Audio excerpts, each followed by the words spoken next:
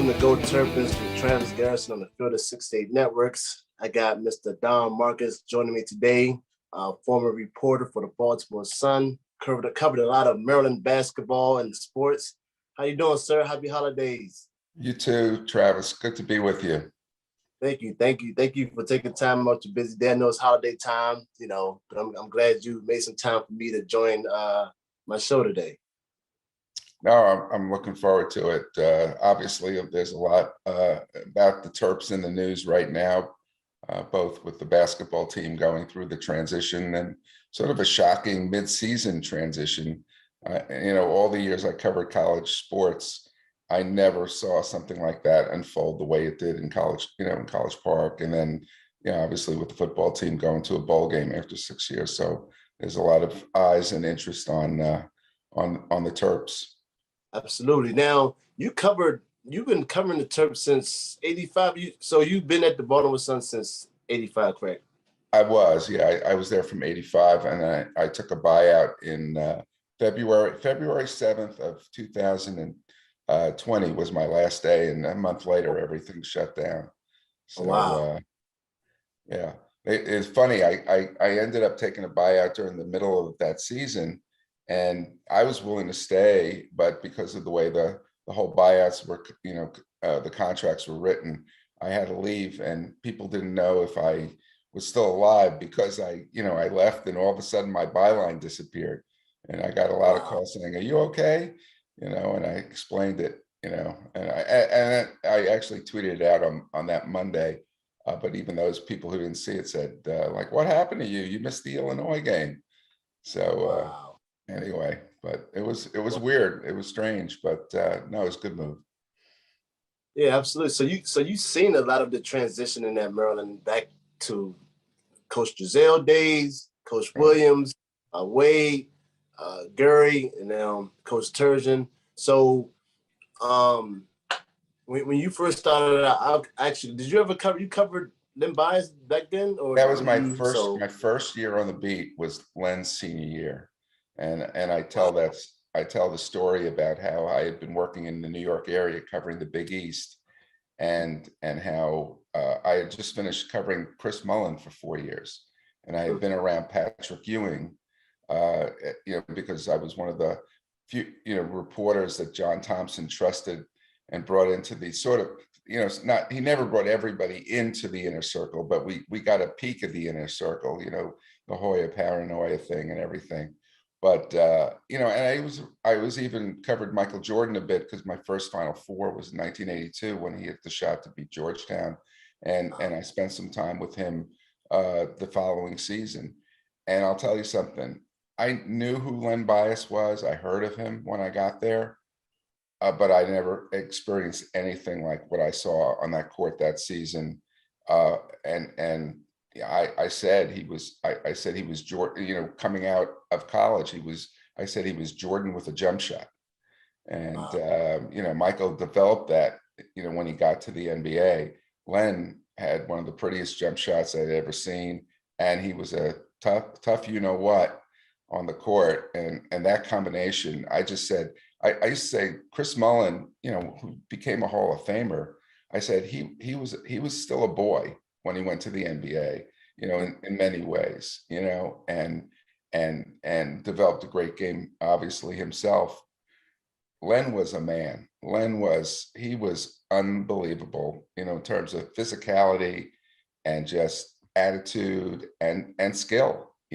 One thing he didn't do as well as Jordan, obviously he didn't drive to the basket as well, but that's something he could have, perfected again, and go into the team that he was going to, with Bird and McHale and Parrish. I mean, that would have been unbelievable for him and for them. Right. So, and you came in, right, like you said, right during the time when Len was at his best, because I spoke to a number of people before, and they just talked about the development that he had over the years throughout at Maryland. Like, what was some of your bet? I just, like I said, I heard so many stories. Obviously, I hadn't have a chance to watch him play back then, but I've seen tapes and the highlights and, like things like you said. So, and I always asked, I had Keith Gadden on, and he spoke about the Len Bias and Jordan type of matchups, or how that was just even playing from. Like I talked to Tony Massenberg, and he was just saying how, just being on the court with him, you're watching him as he performed and puts on a show. What was I know you kind of touched on it a little bit, but what was kind of like your experience, like just saying that at that time, and if, things were different and he was in this era right now with the Michael Jordan, is it the same conversation? Because everybody I hear, them bias in the past, Michael Jordan who, or so what are your thoughts on that? And yeah.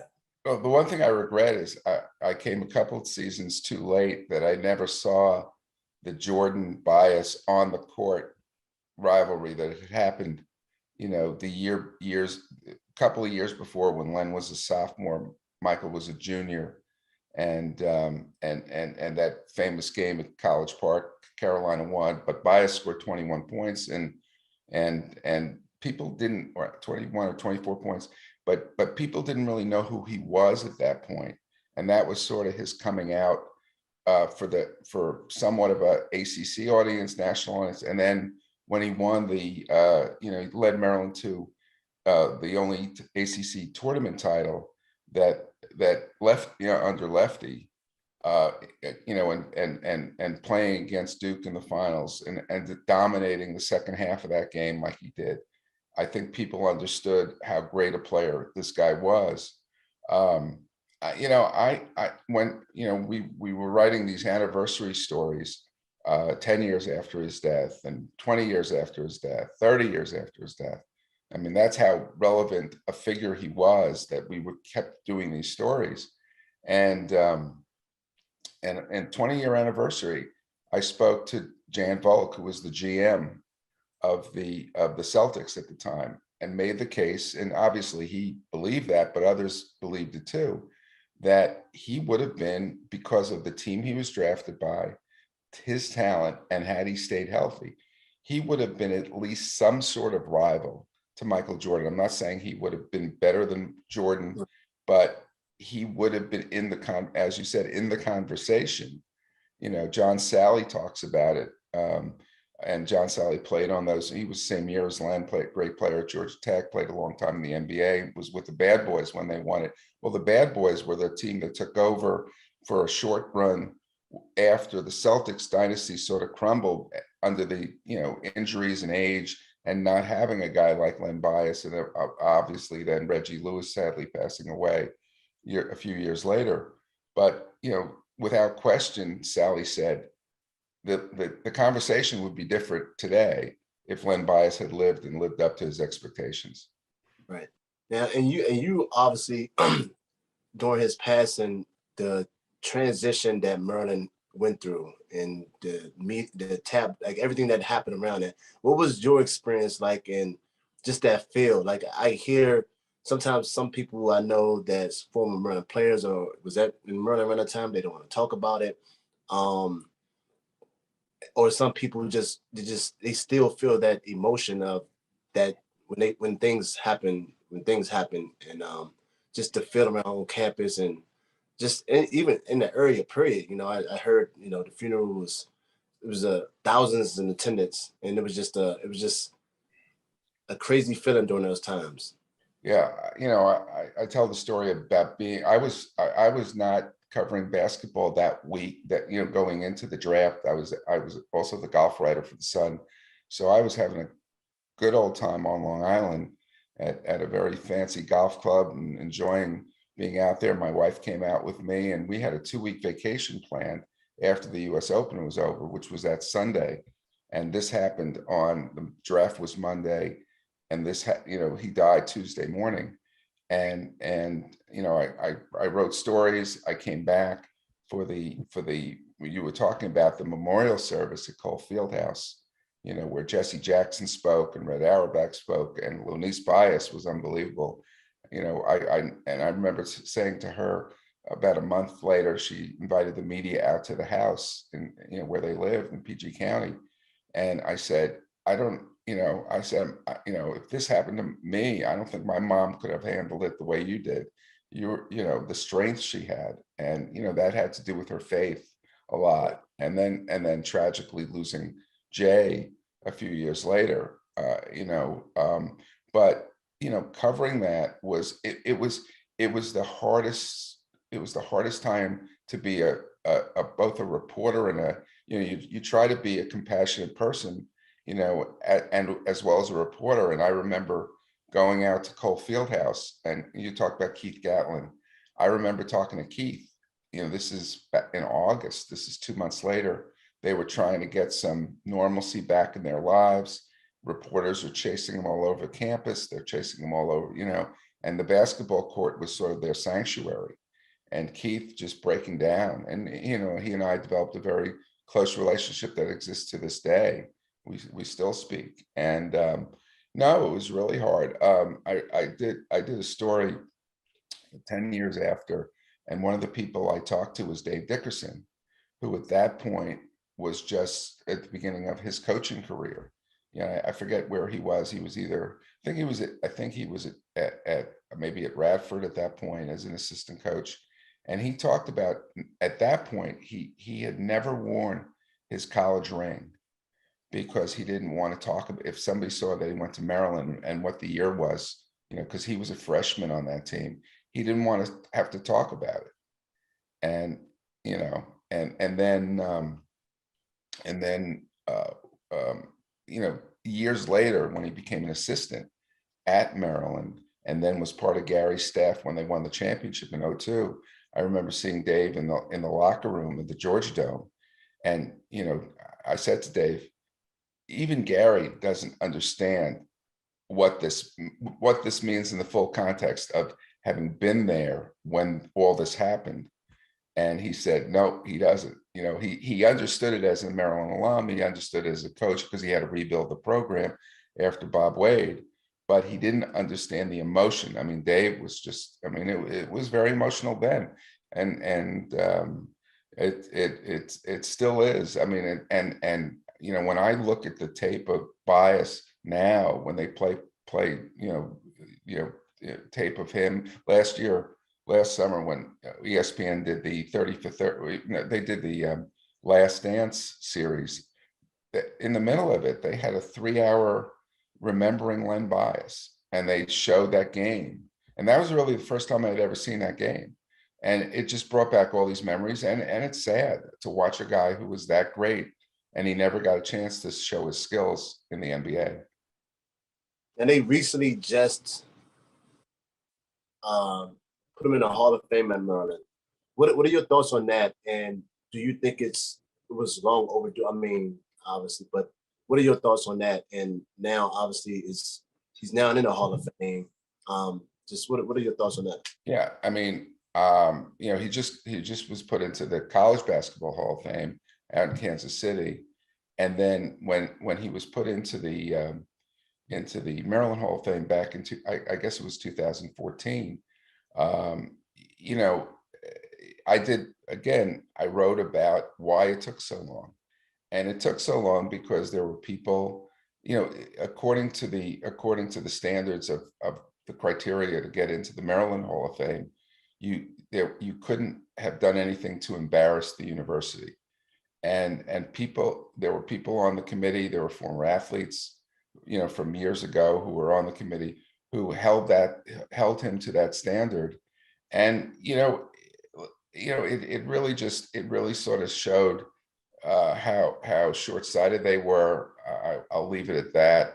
But, to say that Len Bias shouldn't be in the Hall of Fame because he made one really, really tragic mistake. He didn't, it would be one thing if he had, was a drunk driver and killed somebody, but this was something he did to himself and to his family and everything like that. But it really, yes, Maryland was affected by his death, but to exclude him, purposely exclude him for all those years was shameful.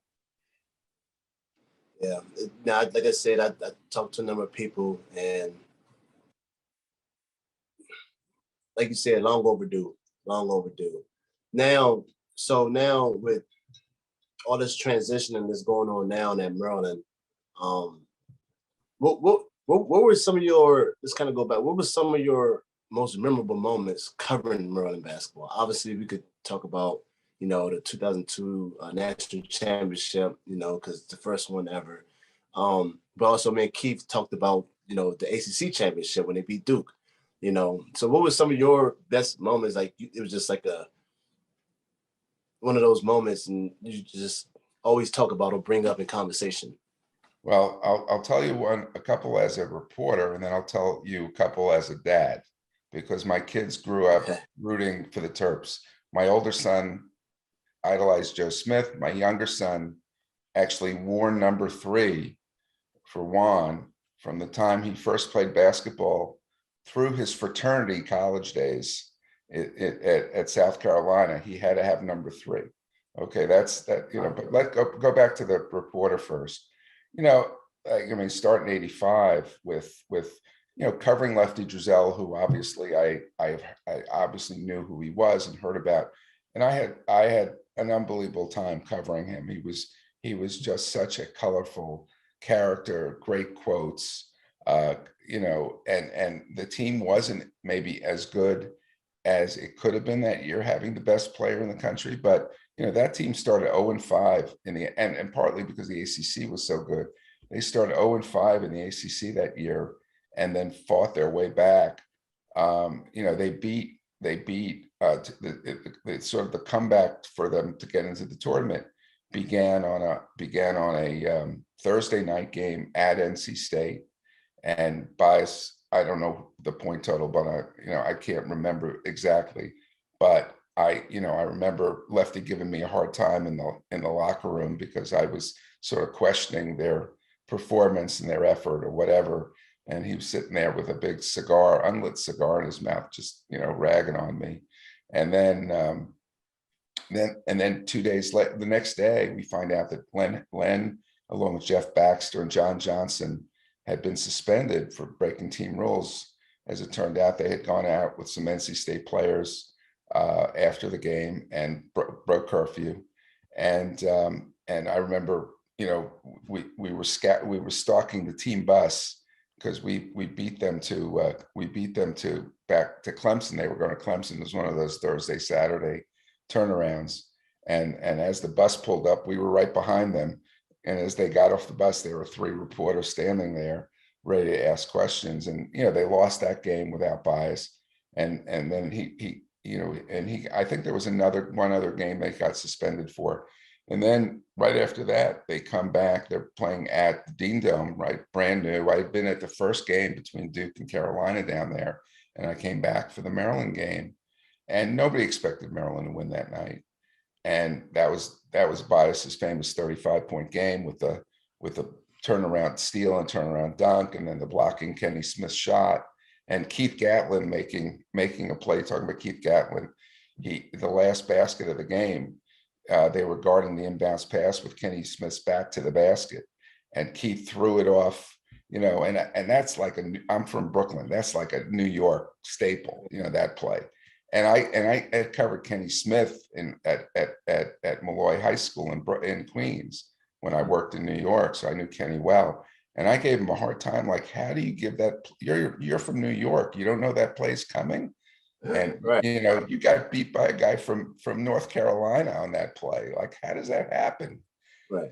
And so that was, and then there was also the Duke game that year where Gatlin was out. Gatlin had the flu or back injury or something.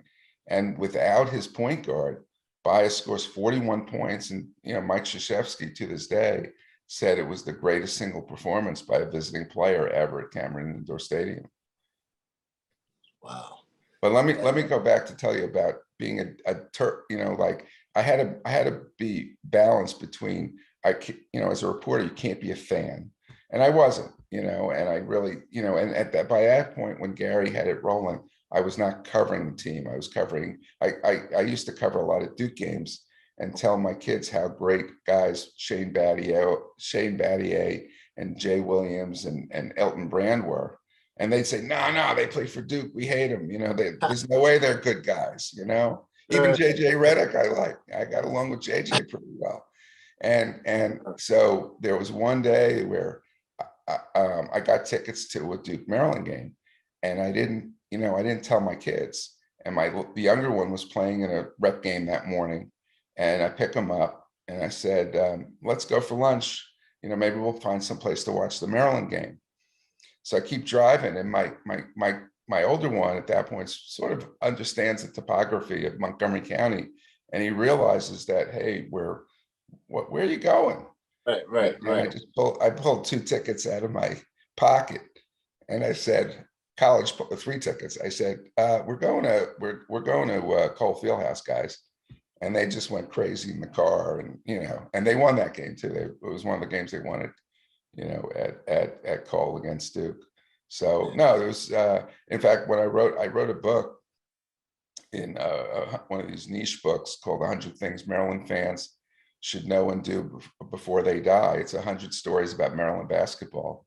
And back in 2016, and part of the dedication was to my wife, Judy, who watched grown men cry in Atlanta because she didn't understand why everybody was crying after they won the championship. And to my sons, Jordan and Russell, who grew up hating Duke. That was the dedication. And to this day, they're not as big sports fans. My younger son lives in Israel, older son lives in Brooklyn, and they don't follow it like they used to, but I think they still hate Duke. Right. I mean, I think once you're a Maryland fan, you gotta hate Duke, even when they're not even the ACC no more, and they don't even play Maryland. But it's always that thing, that rivalry. If you're a Maryland fan, you cannot like Duke. Then we Dave Ungrady. He did a lot of reports, and he wrote a book about Len Bias. And recently, he just did a podcast where he had a number of former players, coaches, and individuals come on to talk about, basically remembering Len Bias. Can you tell me a little bit about that? Yeah, I've known Dave for years, and we were never, the funny thing is, the only time we really sort of communicated on a regular basis is we have the same birthday. And we always wish each other a happy birthday in May. And so the day after I announced on Twitter that I was leaving the paper, he called me and he said, I'm starting to do a documentary on Len Bias based off my book. Would you like to join me? I basically, it sounded interesting. I didn't, given the timing of me leaving the paper, I still wanted to do things, and I didn't want to just say, okay, I'm retired. And so we started working on a documentary, and we talked to, in fact, when Maryland had game day, late February 29th, 2020, against Michigan State, we went over there, with camera and interviewed, and started interviewing. We interviewed Jay Billis, interviewed Scott Van Pelt shows up, as you wouldn't be surprised he does for game day, and some Maryland fans, and that started.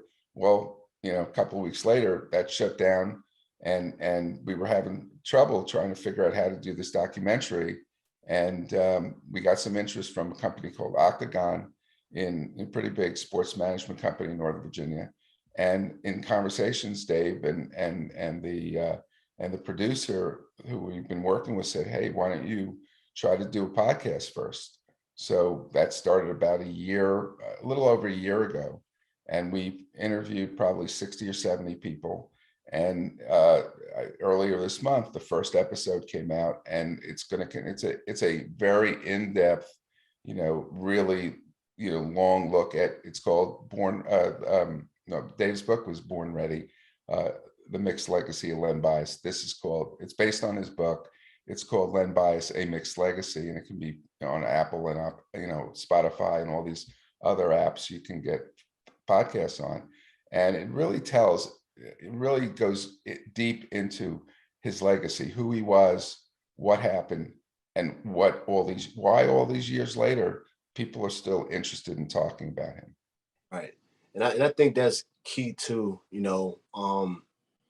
obviously growing up in the area, and when you talk Maryland and Maryland basketball, you mentioned Len Bias, you think about Len Bias. I was overseas in Ukraine, and before we have film, ESPN is on, and they show they talk about Len Bias and his legacy, but every time when you speak of him, you talk about the tragedy that happened, obviously, because that was a big thing. But it kind of don't really talk about his game that much. They always talk about the tragedy behind what happened, even though, like I said, that was big news and it was a tragedy.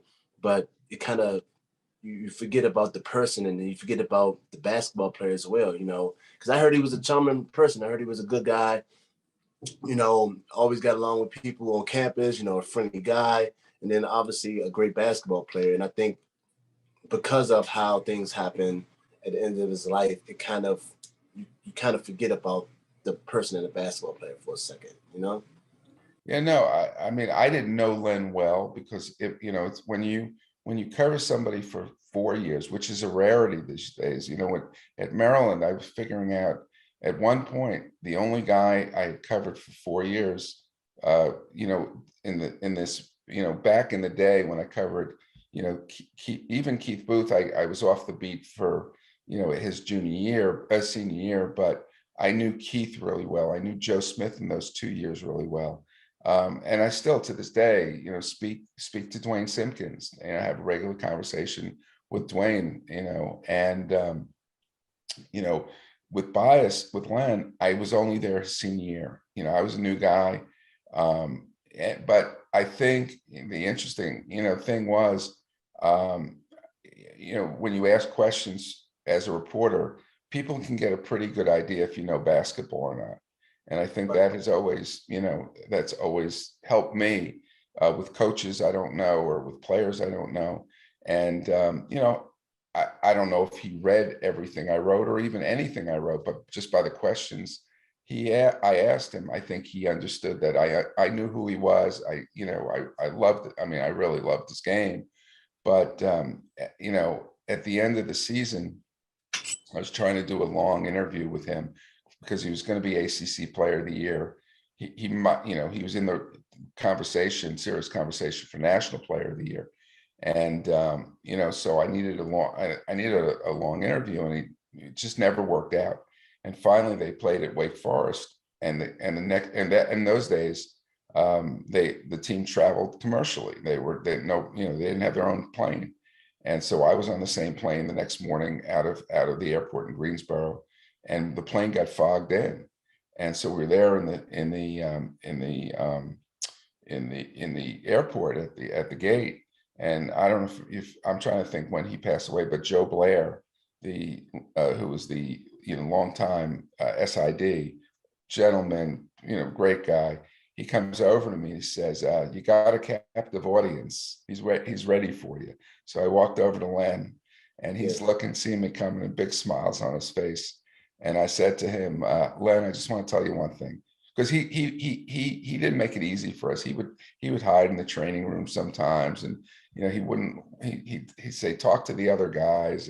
But I knew, as you said, he was a good guy. He was a good guy. And I went to him, "Len, I just want to tell you, you've been a pleasure to watch and a pain in the ass to cover." And he laughed and he said, "Yeah, I figured you'd say something like that. You're always honest." And and then this is a follow-up to that. So the story comes out, and he's wearing a beautiful necklace that his mom had given him for Christmas in the picture, and by that point, this is a few weeks later, something else had happened, and he wasn't talking to the print media. He was still doing TV interviews, but he wouldn't talk to the beat guys, women who were on the team, covering the team. So he comes over and very respectfully says, "Mr. Markus, can I get a picture of that? Can I get a copy of the picture of the story in the paper? Because that necklace meant so much." And I said, "Sure, Len, no problem." I said, "It'll cost you 2 questions, though." And he laughed, and he answered a couple of questions, and people would say, like, "How do you get him to talk to you?" Then, the next day, and I said, "Well, we bartered a little. We made a trade, and I got him the picture, and that, and I think about that when I think about Len, those interactions with him, and that's the thing. One of the stories I wrote when he passed was he was, the most uncomfortable thing he had to do was talk to us after games. That he didn't like doing that. He really didn't like that. He wasn't comfortable talking about himself and things like that. And in Boston, he wouldn't have had to do that, at least at the beginning, because he could have learned, how Bird handled it, and McHale and Dennis Johnson, and that and he would have, he would have been able to, he would have been fine. But the pressure of that responsibility would have been off his shoulders, and I think he would have enjoyed that. Right. Absolutely. I think more stories of, the person that Len was is always good to hear, and I'm glad you guys are doing that with Dave Ungrady with the podcast. Now people can hear their interaction with him or their friendship with him, and that way, you can hear more positive. Obviously, you got learning lessons from that, but you get to also know the person, not just the basketball player as well. But before we move on to talk more about Terp basketball, let me tell you guys a little bit about our partners over at BetRivers Sportsbook. If you haven't signed up with BetRivers yet, now's the time, because they are offering a $250 match bonus for your first deposit. But what sets them apart, that they require just one pay through to turn your bonus into cash money. With their new Rush Pay Instant Approval, withdrawing your winnings is easy, safer, more secure. Reliable with basketball season tipping off. If get in on the action by going to betrivers.com today or by downloading the BetRivers app. Must be 21 years older. Gambling problems? Call 1-800-GAMBLER. Now, with everything that's going on with the Terps basketball now, obviously, it was interesting because I was just having a conversation with a group of people the day before. And they were talking about, Coach Turgeon and, since he's been at Maryland, what he's done. I know Coach Turgeon, always had a good relationship with him every time we interacted, always welcomed me back on campus, be a part of the program. Stat-wise, I mean, pretty good coaching career at Maryland. But now you have the change right during the beginning of the season, which is, like you said, I didn't see that coming. If anything, I would thought probably after the season, if anything. But the mid-season change, I haven't seen anything like that. I don't think a lot of people on Maryland, but what are your thoughts on that? With that happening the way it did, and even now, what are your thoughts on that? And I was pretty detached from the situation because I wasn't out there, wasn't covering. But I went out. Interestingly, the only time I saw them play in person this year, I went out because the Baltimore Sun did a story on Dave and myself about the podcast. So we went out and took a picture upstairs, at the concourse, on the concourse at the Xfinity Center by Len's picture, which is pretty prominent up there. And so I went down and watched the first half of the Hofstra game. And I just saw a team it almost looked like an AAU team put together. It just didn't look like the pieces fit together. And I didn't know if it's early in the season, but you have a lot of time to prepare and become a team. And I had really never, for all the, ups and downs Turgeon's teams had at different times. And they were, pretty successful overall. I had never seen a group so, just put together in a way that you said, I don't know if this is going to work, with a point guard, Fats Russell, who was playing 100 miles an hour, and then a back to the basket center who I didn't think they were utilizing enough. And then other pieces that just didn't, Eric, who I love, Eric Aiello, who I really became close with while I was covering the team, he just looked out of sorts. And I said to the PR guy, I said, I think they're in for a long year.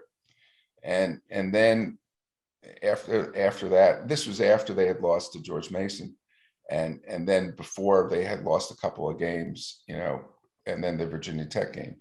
And the night after the Virginia Tech game, Dwayne Simpkins left a message for me and called me and said, there's vitriol against Turgeon. Is it for real? Is anything going to happen? And I texted him back saying, I think something's going to happen after the season if they don't, get it together, but not now. It's still really early. And the next morning, I happen to be down. We're down in Florida, and I ate something bad. I was in bed. I didn't feel well, and I got a text message from a former student. I teach at American University. I teach sports writing, and one of my former students used to cover Purdue, and he sent me a text saying, "Did you see this?" And it was a Twitter feed from John Rothstein or Jeff Goodman or somebody like that. And I said, "Oh my God!"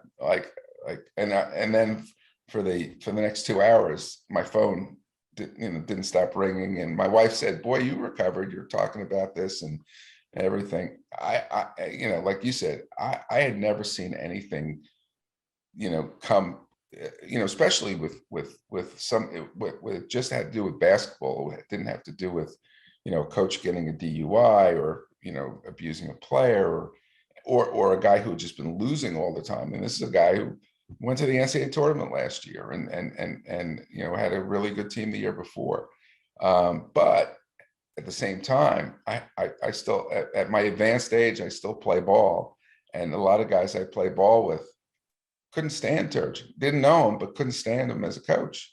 And I defended him for a long time.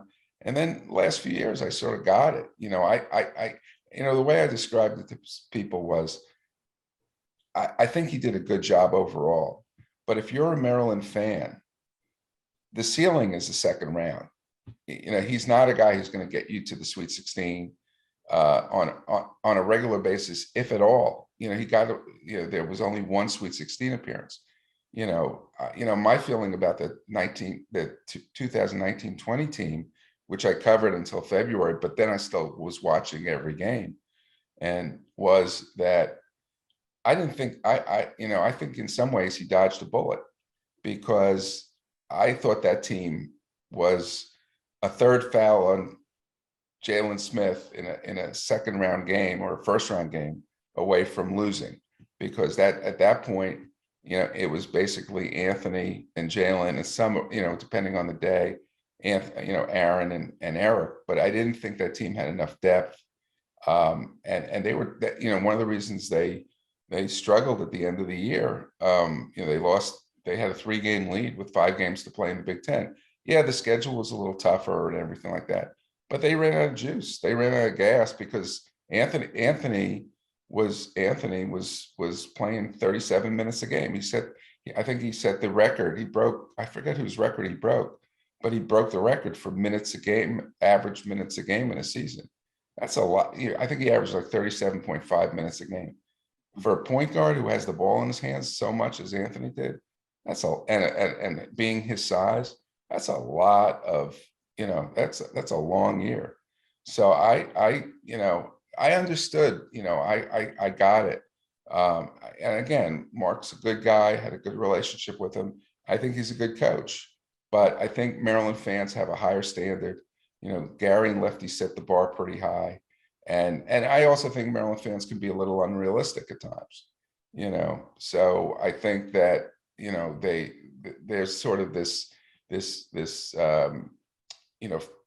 struggle. But I also think style of play fits into it. I think they need somebody, I think Mark's style of play, he tried to play fast at times, but he never went all the way in, and I didn't understand why they didn't play zone more or press more, things like that. And he just played the same way year in and year out. And it was successful. He had a good record. And he did well in the Big Ten. He did fairly well in the Big Ten, consistently well, got to the tournament. That at a lot of schools, that would be enough. At Maryland, that's not enough. I mean, yeah, I would have conversations with, I'll go on a radio show or podcast, or I'll be at the tailgates and I'll speak to, fans, and they ask my thoughts on Coach Turgeon and what I think. And honestly, I look from two sides though, as a as a player, and then also I get where you guys are coming from, but it's like it was always I like, especially more recently, they just like you said, they wasn't happy. And I think that my thoughts are, things went down the way they went down, like he left Messi because I'm hearing he's getting booed at games now. It just wasn't. I think he kind of had knew it was kind of like done, and he didn't want it to be a distraction to the players and everything going on. I think that was part of it. I believe. I'm not saying that it is, but I mean, if it's that distraught and things are not working out the way it is, maybe it's time, especially if you going in, you're doing your job, and things are looking the way they're looking, you reevaluate the situation, So what do you think about that? Well, I think that, I got to know his family pretty well. I got to know his dad when his dad used to show up at practice, and back in the day where I got to go to some practices, and so I once, I did a story on Juan Dixon years ago when he found his, biological father, and he before that, Juan said he used to tell Coach Turgeon, he'd like that kind of relationship, with his dad, which he now great, it's great. I think he does have that, with his dad. And I got to know his wife real well. And I spent a day, an afternoon with them watching Will, their son, play a game at Catholic, his freshman year, or sophomore year, I guess it was. But there was also the reporter side of me that wrote about all the, late collapses and the inexplicable losses. So, our relationship was personal, but it was also professional. But I saw what it was doing, and not just this year, but a few years ago when a fan yelled out something after a game. They lost a tough game at Seton Hall at home, and somebody yelled something to Mark that he not only, I don't know if he heard, but Will heard. Will at that point, I think, might have been in high school, maybe freshman year of college, and he was in tears, and even early in his tenure, when they were still in the ACC, there was a game against Virginia where they got just crushed at home, and one of his first seasons, and they were booing and yelling things about him. And the kids were young. Anne had to take the kids out of the arena, and she's pretty tough. I mean, she really been a coach's wife a long time, but I know, that she was hearing stuff. People were saying things to her. Supposedly, they were leaving notes on Mark's car, and it became personal. And he didn't want his family to go through that. And I get that. He wanted to protect his family. Not only, yeah, I agree that he probably felt that he, wanted to protect the kids from being this distraction, let them play, with a coach who's not going to be the target. But also, I think that, he was protecting his family, and he just said, this is enough. It's gotten too personal, and that's when he said, and I think, I think it would have been really hard, just based on what I've seen so far. I don't think this team was going to turn around. I don't think they were, maybe make the tournament, but this didn't look like a Sweet 16 or it didn't look like a tournament team, let alone a Sweet 16 or a Final 8 team. And I think even if they had made the tournament and lost early, I think he would have been gone. Right. So now, I mean, now you have this mid-season change. It's happened right before they got into conference play, so they had got a little time to kind of try to get things going. They had a big win against Florida. I thought was necessary and needed for confidence reasons, and try to kind of, Coach Manning being a former player as well, just bringing the players together and coming together during this time, because it's crazy. You have transfers coming in, you have the coach that left Missy. So now, Ayala is about to leave. So you want to make the best out of the situation that you possibly can, given the circumstances. And now you have that, but now you have this COVID situation. Does do you like you said? I know you said you probably think it's going to be tough because of the team, but do you think it's possible that they could turn it around? You know, given the experience that they do have, a lot of things. Your goal is to figure it out before conference play as much as possible. And then January comes, you should be, or you will want to be kind of more gelled together, or any issues that you may have had, you're fixed. That's what you're hoping to see. So what are your thoughts on that? And do you think Coach Manning can get them to at least get into the tournament and at least kind of give some kind of hope, or is it just all right? It's possibly this is a wrap for this season, and just focus on finding the coach, and then preparing that for next season, basically. Yeah, it's interesting you bring up the whole situation with COVID. I just was before I started talking to you guys. I read that the NHL is closing. It's shutting its doors for a few days just to sort of get a hold on the situation. We'll see what happens with the NBA.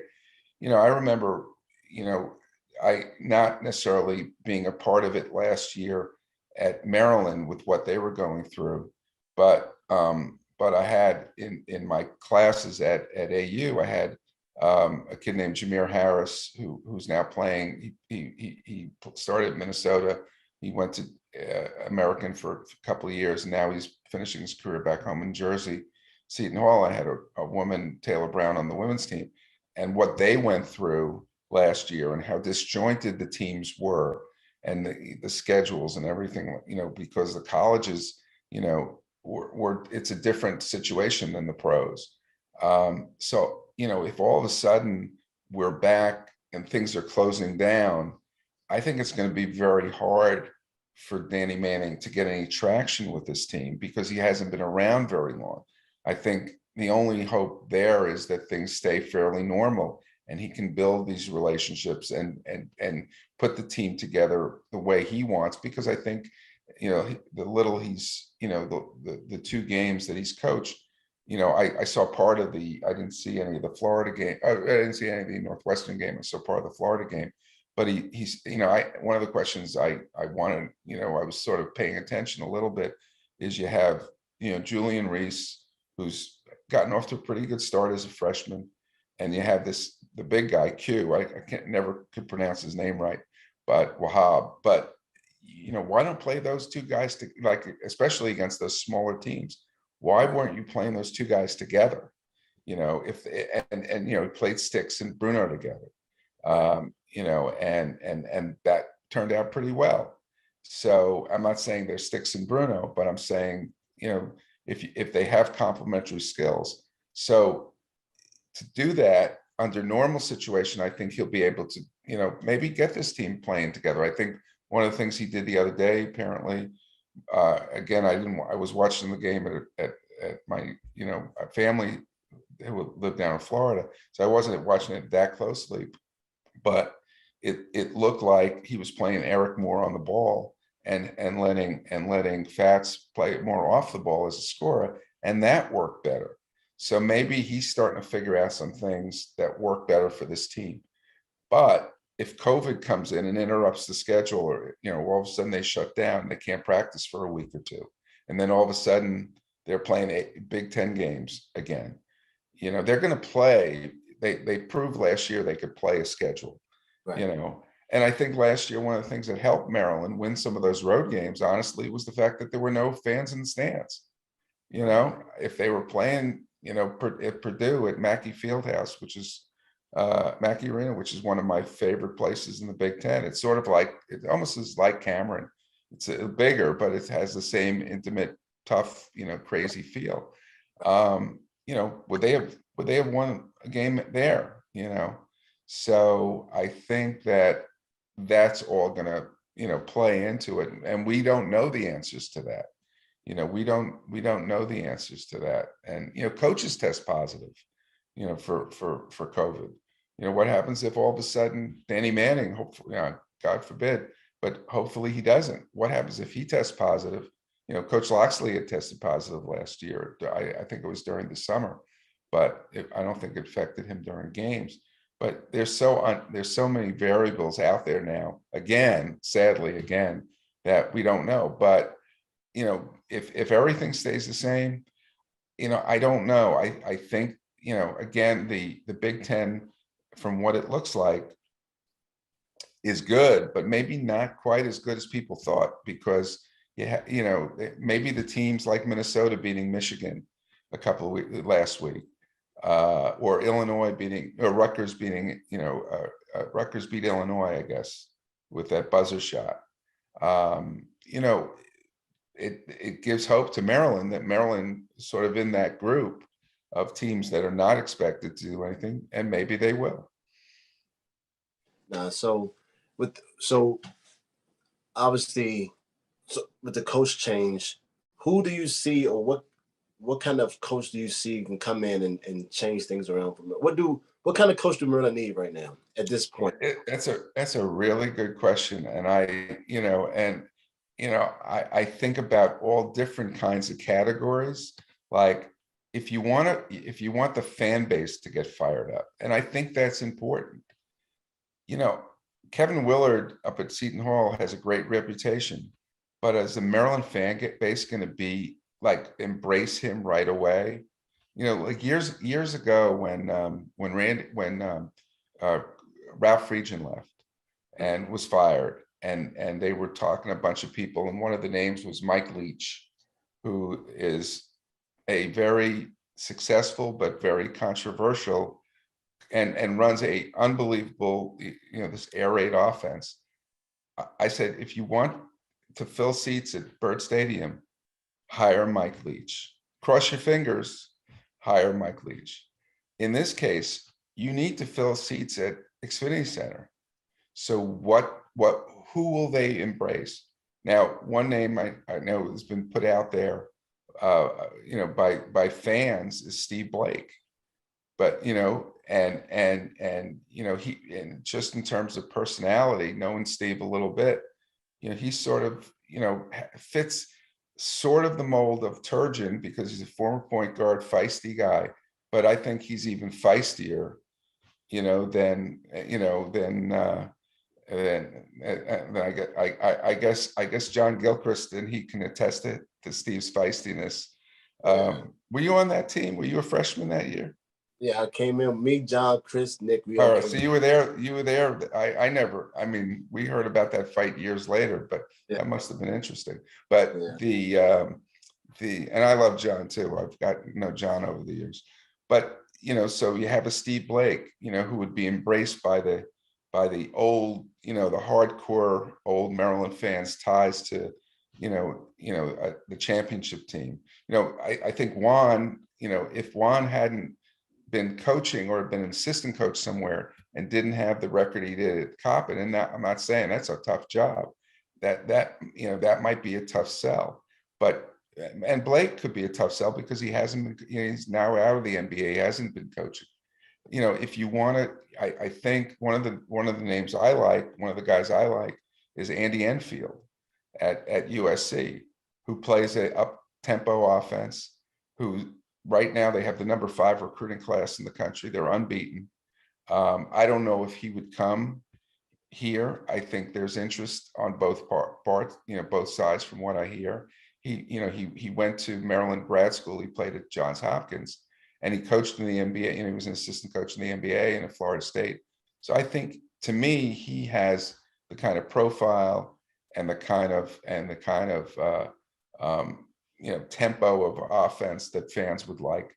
But again, I think Maryland, honestly, sadly, I think anybody that's not named Mark Turgeon, they're going to embrace and hope, but it's going to be a big decision for Damon Evans, and it'll be curious to see, how he does it.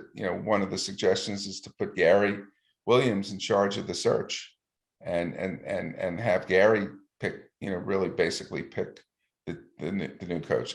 Again, I have no idea how that's going to work, but it's a very big decision, because look at what happened in Indiana a few years ago.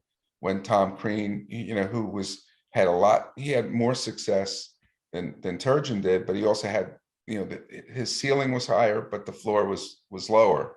And they brought in Archie Miller, and everybody said, what a home run hire. They didn't make the tournament for 7 years or whatever it's been. And then they hired Mike Woodson. So it's the grass is not always greener, and it'll be a big decision for Damon to make the right choice. Right. And that's how I tell people that too. Like, it depends what you're looking for in regards to Maryland and the atmosphere and what the fans and what the alums and boosters, what they want in regards to, like you said, just that energy back, just that energy and fill those seats back up. Whether it's, because like you said, it is going to be a big hire. All eyes are on Maryland right now to see who they're going to bring in to fill that void. And people always ask me, I'm like, if you want to bring the old fans back and fill up the, Steve Blake doesn't sound bad. He don't have that coaching experience, but if you just talking about popularity, just to get the fans back and that energy back, and even like you said, I know you brought up Juan. A number of people have been bringing up Juan, but he's at Coppin and his record there. But just that energy that like you said, the fans and the people going to embrace immediately. Like, they love Juan, they love Steve. They come back in there. They're going to come to the games and support them however they can. And by them being as big as they are at Maryland, the recruiting, you can, Juan comes in, be head coach, Steve's his assistant coach. Just to get that love back there, I think is very much key, just as big as the key is bringing somebody who can bring winning back to Maryland as well. So I'm curious. It's going to be very interesting. I'm definitely very curious to see who they're going to bring in and how things go about, even just for the rest of the season. Yeah, no, it's funny. I didn't really cover Juan and Steve when they were at Maryland on a daily basis. Obviously, I was around for the Final Four and a couple of tournament games and everything like that. But I did cover them with the Wizards, and those two guys are forever, linked. And that would be really interesting if they brought back, but they have to get a guy who can, Steve hasn't recruited, Juan hasn't necessarily recruited at this level on a consistent basis, but they certainly would, when Michigan brought back Juwan Howard, everybody was questioning that hire, replacing John Beilein. And that was and Beilein was a popular guy who left, and they were upset, and they bring in Juwan Howard, and people said, man, that's not going to work. And then Juwan Howard makes a really smart decision. He hires Phil Martelli as one of his assistants, and then he hired Howard Isaacs, I think, who played with him in the pros, I guess. And it's worked out pretty well. It's worked out really well. So you never know. And like I said, I think that if you were to bring a Steve Juan in, obviously they're going to bring in a big name as an assistant. You bring in those individuals, we're going to get the energy back here. They're going to be embraced. And now you bring in those assistants to help with the recruiting, or just with their expertise or experience, a former head coach who still has that experience that wouldn't mind coming in and being an assistant. Like you said, it's just all about how they go about doing it and what they're looking for. So it's interesting times, all out on Maryland. But Mr. Markus, I definitely appreciate our conversation. I definitely appreciate you taking time out to join the Go Terps with Travis Garrison on the Field of 680 Networks. I really appreciate it, sir. It was definitely good to talk to you again. Like you said, it's been years. So, I definitely appreciate your time, and, happy holidays to you and the family. You too, Travis. It's been great. Thank you very much, and hope the best for your family too. Thanks a lot, sir. Appreciate you.